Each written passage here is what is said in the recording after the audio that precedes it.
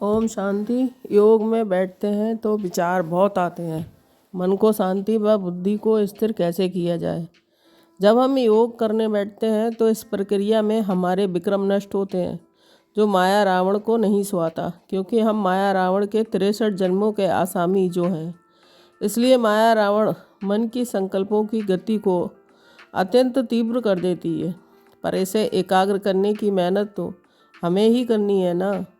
इसलिए ही तो मीठे बाबा ने अनेक मुरलियों से स्पष्ट बताया हुआ है कि ज्ञान तो सहज है, योग में ही मेहनत है। इसलिए शुरुआत में उनको एकाग्र करने की मेहनत तो हमें ही करनी पड़ेगी ना। ध्यान दें, आत्मा की 3 मुख्य सूक्ष्म शक्तियाँ हैं, मन, बुद्धि और संस्कार।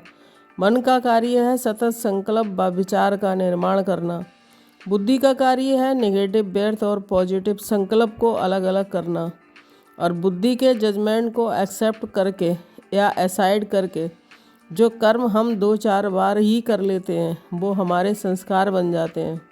इसलिए विचार व संकल्प का काम तो है ही आना, पर हमारा अर्थात आत्मा की शक्ति बुद्धि का काम है अर्थात निर्णय द्वारा सही संकल्प को क्रियान्वित करना और गलत संकल्प व विचार को समाप्त करना।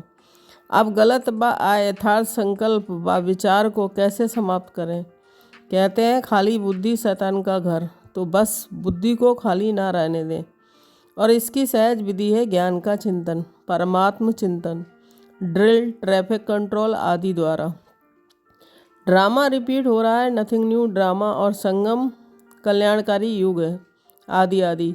ये ज्ञान के चिंतन के पॉइंट हैं। परमात्मा से योग लगा रहेगा तो माया को पास आने का चांस ही नहीं मिलेगा। ड्रिल द्वारा भी विचार व संकल्प की दिशा को परिवर्तित कर सकते हैं। ट्रैफिक कंट्रोल मन को 1 सेकंड में एकाग्र करने में सहायक है। जब मन बहुत भटके तो मन को कहें कि हे मन, अब ठहर जा। 63 जन्म हमने तुम्हारे कहने के अनुसार किया, लेकिन अब तू मेरे अनुसार कर, क्योंकि तू हमारी अनुचर है और मैं तुम्हारा मालिक। इसलिए तू हम पर अपने विचार मत लाद। और फिर ज्ञान चिंतन, परमात्म चिंतन, ड्रिल द्वारा मन के व्यर्थ संकल्पों को स्टॉप लगा उसे श्रेष्ठ संकल्पों की तरफ डाइवर्ट करें। ओम शांति।